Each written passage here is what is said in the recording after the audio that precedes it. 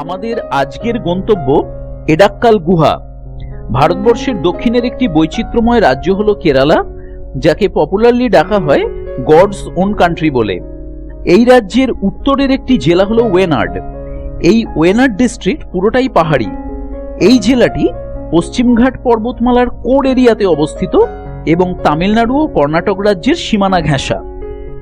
সমগ্র ওয়েনাড জেলায় ছড়িয়ে ছিটিয়ে রয়েছে অসাধারণ সমস্ত টুরিস্ট স্পট, যেগুলি সারা জীবনের জন্য মেমোরিতে গেঁথে থাকতে পারে।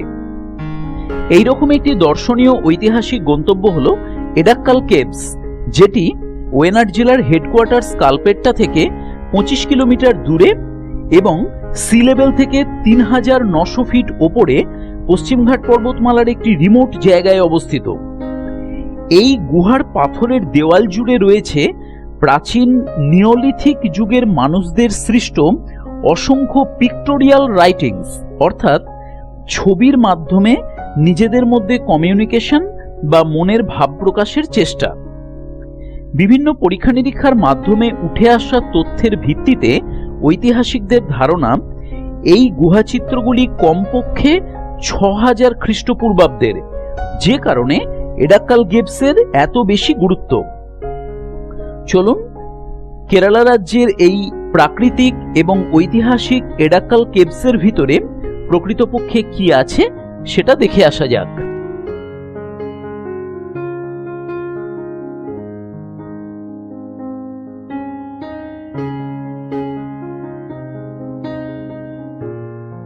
ওয়েনাড হিল স্টেশনের প্রধান তিনটি জনপদ হল ভৈথিরি, কালপেট্টা এবং সুলতান বাথেরি। আমরা ওয়েনাডে বেড়াতে এসে স্টে করেছিলাম সুলতান বাথেরিতে, কেরালা গভর্নমেন্টের রিসর্ট পেপার গ্রোভে। সেখান থেকেই আমরা সরাসরি যাচ্ছি এডাক্কাল কেভসে। সুলতান বাথেরি থেকে এডাক্কাল কেভসের দূরত্ব মোটামুটি 13 কিলোমিটার। কালপেট্টা অর্থাৎ যেটা ডিস্ট্রিক্ট হেডকোয়ার্টার্স, সেখান থেকে এডাক্কাল কেভসের দূরত্ব প্রায় 24 কিলোমিটার এবং ভৈথিরি থেকে দূরত্ব প্রায় 35 কিলোমিটার। আমরা রিসর্ট থেকে ব্রেকফাস্ট করেই বেরিয়েছি আর্লি মর্নিংয়ে এবং সকালের ঠান্ডা হাওয়া গায়ে মেখে চলেছি এডাক্কাল কেভসের পথে।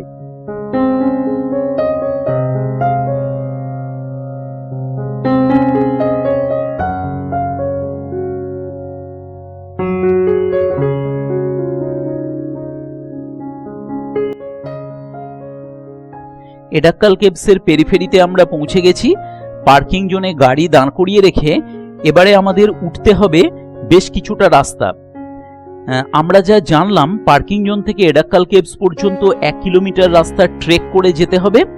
এই রাস্তাটা কংক্রিটের বাঁধানো রাস্তা হলেও পাহাড় এবং গভীর জঙ্গলের মধ্যে দিয়ে রাস্তাটা ঘুরে ঘুরে উঠেছে এবং রাস্তাটা ভীষণ রকম খাড়াই, অর্থাৎ বেশ সময় লাগবে এই রাস্তাটা উঠতে।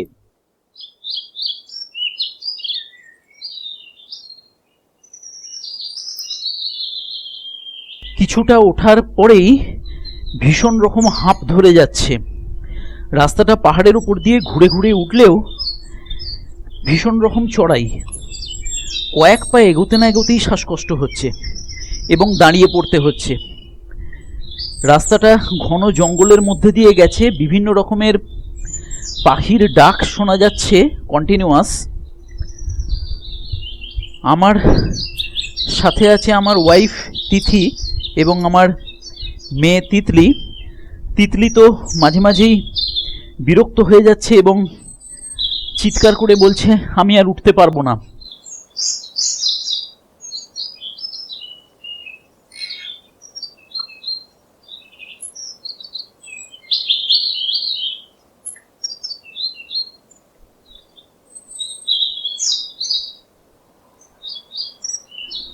তবে কষ্টকর চড়াই রাস্তা হলেও এই রাস্তাটাতে একটা বাড়তি সুবিধা আছে।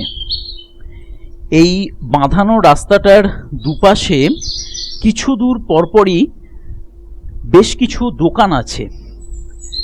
দোকানগুলিতে আপনি ফ্রুট জুস, আইসক্রিম, জলের বোতল পাবেন গলা ভেজানোর জন্য। তাছাড়া এখানকার local homemade chocolates, local spice অর্থাৎ বিভিন্ন রকমের মশলা এবং ছোটোখাটো গিফট আইটেমও পাবেন।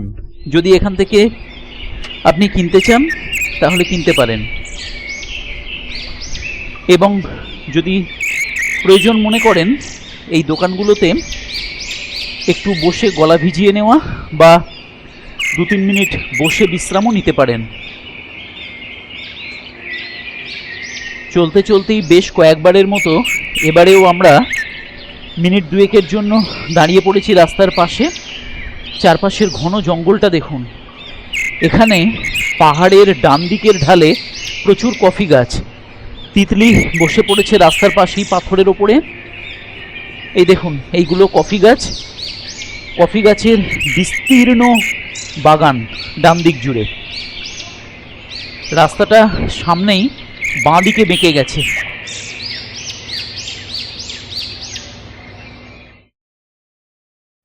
আমরা পৌঁছে গেছি এডাক্কাল কেভসের একদম সামনে। এই 1 কিলোমিটার চড়াই উঠতে আমাদের 45 মিনিটেরও বেশি সময় লেগে গেল। ডান দিকে এই যে গাছগুলো দেখতে পাচ্ছেন, এইগুলো সমস্ত কফি গাছ। আমাদের সামনেই আছে টিকিট কাউন্টার। এই যে সামনে সবুজ বোর্ডটা দেখতে পাচ্ছেন, এখানে লেখা আছে অ্যাডাল্ট ₹50, চিলড্রেন ₹30। এখানে একটা কথা আপনাদেরকে জানিয়ে রাখি, কেভসের মধ্যে কিন্তু কোনো বড় ব্যাগ নিয়ে যেতে পারবেন না। টিকিট কাউন্টারের পাশেই আছে ক্লোক রুম। এই ক্লোক রুমে আপনাকে ব্যাগ জমা রেখে যেতে হবে। শুধুমাত্র হ্যান্ড ব্যাগ নিয়ে যেতে পারবেন, আর জলের বোতল অ্যালাউড নয়। জলের বোতলও আপনাকে ক্লোক রুমে জমা রেখে যেতে হবে। শুধুমাত্র সাথে ছোট বাচ্চা থাকলে তার জন্য জলের বোতল আপনি ব্যাগে করে নিয়ে যেতে পারেন।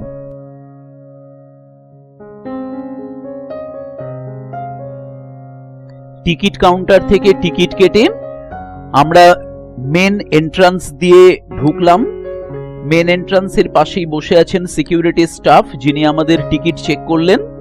একটা কথা আপনাদেরকে জানিয়ে রাখি, এডাক্কাল কেভসের পুরো এরিয়া কিন্তু কমপ্লিটলি প্লাস্টিক ফ্রি জোন।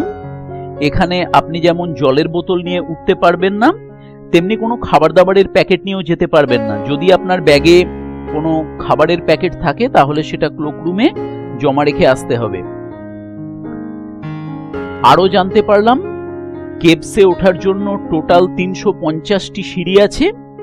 প্রথম দিকে পাথরের সিঁড়ি এবং ছোট ছোট স্টেপ, পরের দিকে কিন্তু স্টিলের সিঁড়ি আছে, দুপাশে রেলিং দেওয়া। যদিও জানা গেল যে এই সিঁড়িগুলো যথেষ্ট স্টিপ, অর্থাৎ কষ্ট করে উঠতে হবে এবং সময় নিয়ে। তিতলি প্রথম দিকে বেশ মনের আনন্দেই সিঁড়ি ভেঙে উঠে যাচ্ছে তরতরিয়ে, কিন্তু মাঝে মাঝে আবার হাঁপিয়েও যাচ্ছে।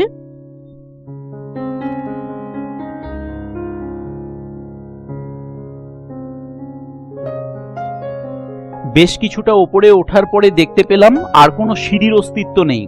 ভাঙাচোরা পাথর চতুর্দিকে ছড়িয়ে রয়েছে। পাথরের ওপর পা রেখে রেখে খুব সাবধানে আমরা উঠছি, না হলে পা হড়কে যেতে পারে। তিতলি কিন্তু ক্রল করে করে ওপর দিকে উঠে যাচ্ছে। ও দাঁড়াতে পারছে না দেখে এই পদ্ধতি বেছে নিয়েছে। শিশুদের ক্ষেত্রে এই এক সুবিধা।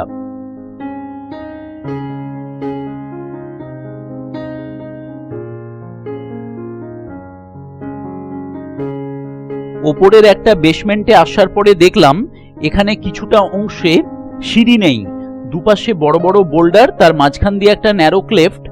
সেই ক্লেফটের মধ্যে দিয়ে পাথর ধরে উঠে আসতে হবে।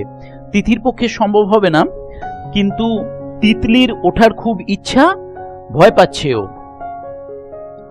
তুই শোন, উঠে আয়, আমি তোকে ধরে নেব। পাথরটার উপর ভর দিয়ে ওঠ, আমি ওপর থেকে তোকে টেনে তুলে নেব।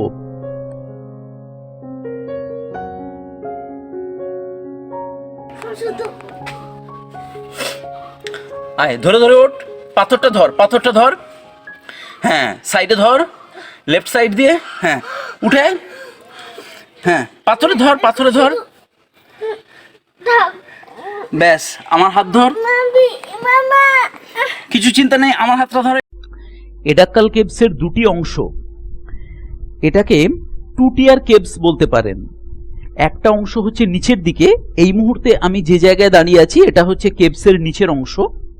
আর এখান থেকে আরো অনেকগুলো সিঁড়ি ভেঙে ওপরে ওঠার পরে কেভসের ওপরের অংশে আমরা পৌঁছাবো। নিচের অংশে কিন্তু কোনো পিক্টোরিয়াল রাইটিংস নেই, এগুলো সবটাই আছে ওপরের কেভসের অংশে। কিরে, তুই কিছু বলছিস? তিতলি কষ্ট করে ওপরে উঠে এলেও ও যখন জানতে পেরেছে যে এখান থেকে ওপরের কেভসে যেতে অনেকগুলো সিঁড়ি ভাঙতে হবে, তখন ওর রণে ভঙ্গ দিয়েছে। তাই ওকে নিচে নামিয়ে দিয়ে আমি একাই ওপরে উঠব।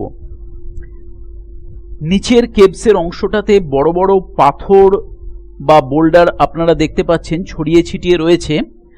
তার মাঝখান দিয়ে স্টেয়ার্স তৈরি করা আছে, আর্টিফিশিয়াল স্টেয়ার্স। সিঁড়িগুলোর মধ্যে গ্যাপটা অনেক বেশি, যা বুঝতে পারছি ওপরে উঠতে অনেকটা সময় লাগবে, কারণ দাঁড়িয়ে দাঁড়িয়ে না উঠলে ভালো রকম হাঁপ ধরে যাবে। সিঁড়িগুলোর মাঝখানে গ্যাপটা লক্ষ্য করেছেন? বেশ কয়েকটা সিঁড়ি উঠে যাবার পরে দেখি এই আর্টিফিশিয়াল স্টেয়ার্সগুলো এখানে আবার নেই। এখান থেকে আবার ভাঙাচোরা পাথর শুরু হয়ে গেছে। এই পাথরগুলোকে টপকে ওপরে বেশ কিছুটা ওঠার পরে আবার আমরা সিঁড়ি দেখতে পাবো।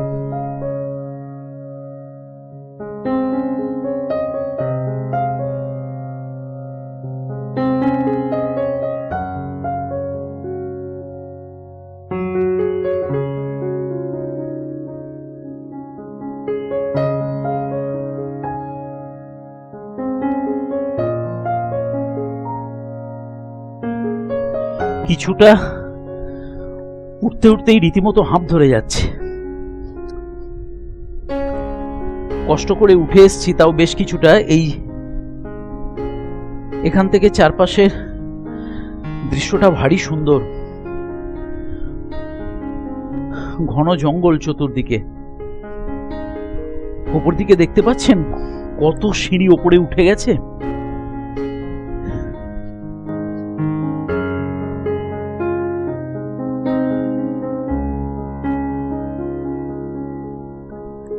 বেশ কিছুটা ওপরে উঠে আসার পরে ওপর থেকে নিচের অংশটা কিরকম দেখতে লাগছে দেখুন। এখান থেকে আরো অনেক ওপরে উঠতে হবে, এখনো এত সিঁড়ি বাকি আছে। চলুন ধীরে ধীরে উঠতে থাকা যাক। চারপাশের দৃশ্যটা অত্যন্ত সুন্দর, বেশ ঘন অরণ্য, অনেক দূরে দূরে পাহাড়গুলো দেখা যাচ্ছে, আবঝা কিছুটা কুয়াশায় ঢাকা।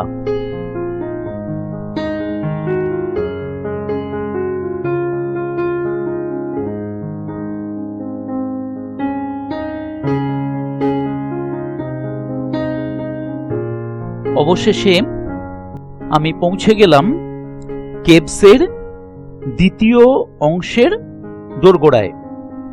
এইখানে দেখতে পাচ্ছেন একটা পাথরের কাটিং রয়েছে অদ্ভুত রকমের, যেটা দেখতে উল্টানো ভিয়ের মতো।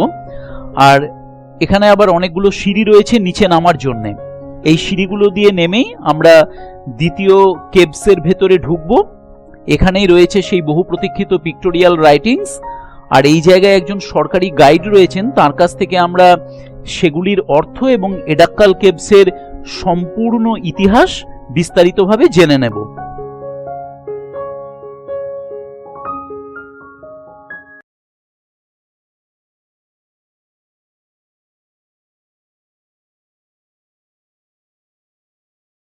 पुराना केव है, एक अर्थ को भूमि में इसका नाम एडक्कल।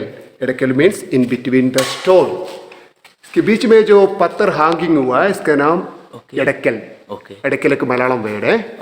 इधर 6000 साल पहले ओल्ड ट्राइबल्स रहा, उस टाइम पर उनको आपस की कम्युनिकेशन के लिए कोई लैंग्वेज और लेटर नहीं थे, इसलिए कम्युनिकेशन पर्पस के लिए उन्होंने एक कार्विंग बनाया।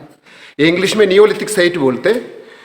इसमें 6000 ईयर्स ओल्ड है, पत्थर से कार्विंग किया पूरा, ओनली कम्युनिकेशन पर्पस के लिए। इसमें मेन फिगर है एक tribal leader. This one is tribal leader. Front view. Okay. Is the back view. Back view. ऊपर एक फेस। Yeah. राइट साइड में एक elephant It's a elephant. Okay, ऊपर एक लेडी के फिगर, लेडी के फिगर. ऊपर लेफ्ट साइड में एक चाइल्ड. चाइल्ड. ओके, उधर एक राउंड है, राउंड, वो like sun. Sun.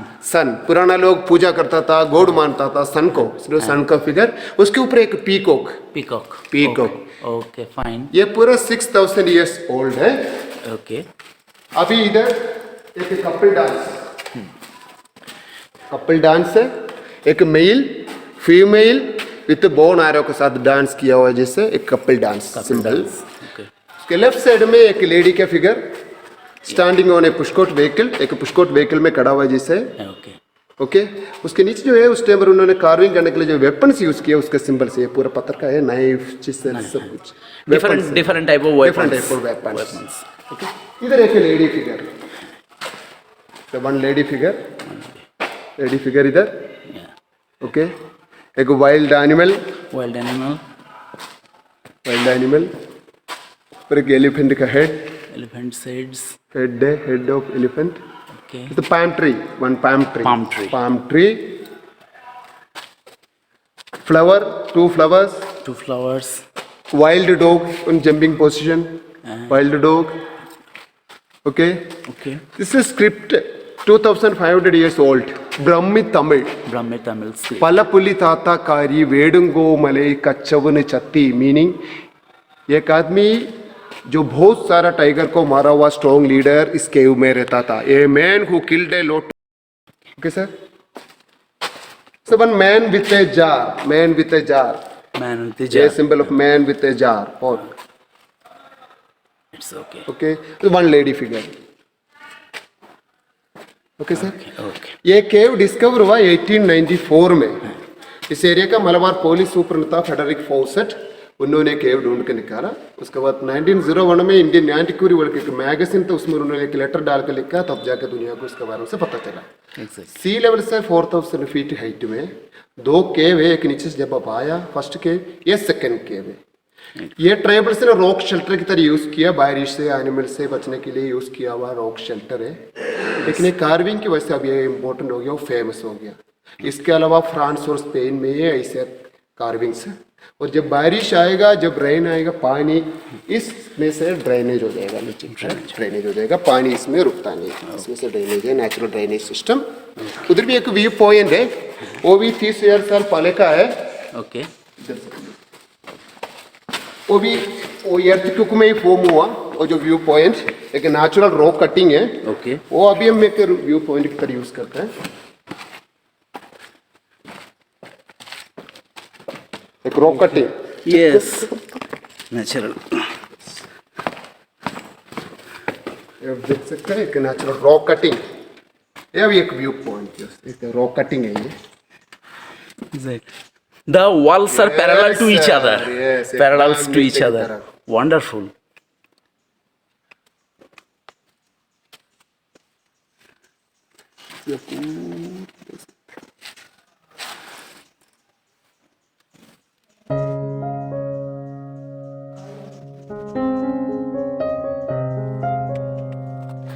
Okay, sir. Thank you very much for your explanation. Okay, thank you.